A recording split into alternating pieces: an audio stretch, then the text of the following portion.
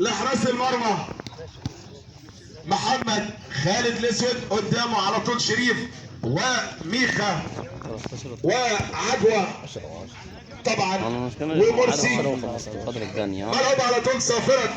حكم المباراة كابتن علاء ريحان، علاء السعد الشهير بعلاء ريحان. ملعوب على طول البينيه شريف، لسه شريف على الارض جميله. محمد خالد الاسود، محمد خالد الاسمر.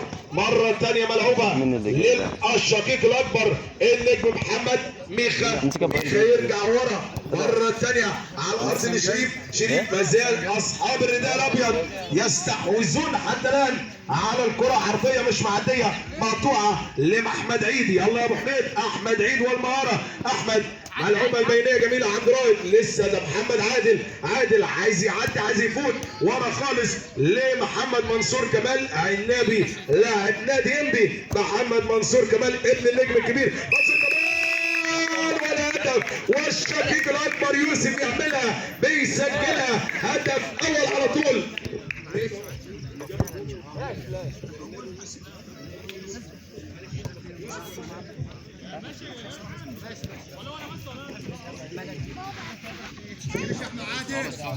هدف اول ليوسف منصور كمال. هدف اول جميل لفريق انشاص. ملعوب على طول مره ثانيه ورا خالص لاسلام. مقطوع محمد عادل.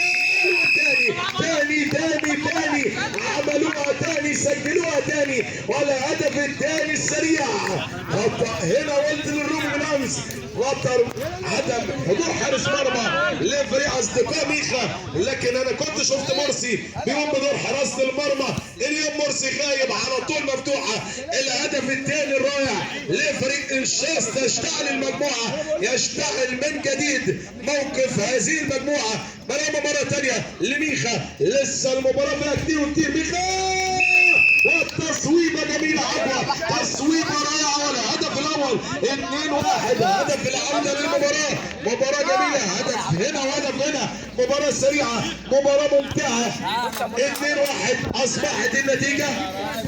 بيسنتر على طول فريق انشاص البصل لمحمد يوسف. محمد هدف محمد العرضيه محمد، لكن قاطع على طول عدنان والمرتده السريعه. عدنان على طول لمرسي. مرسي والعرضيه مش معديه، تطلع للركنيه. ضربه ركنيه لفريق كفر الزقازيق. ملعوبه الطوليه عند ميخا والتصويته، لكن على طول احمد عيد من القريب بيشير تطلع لضربه جانب.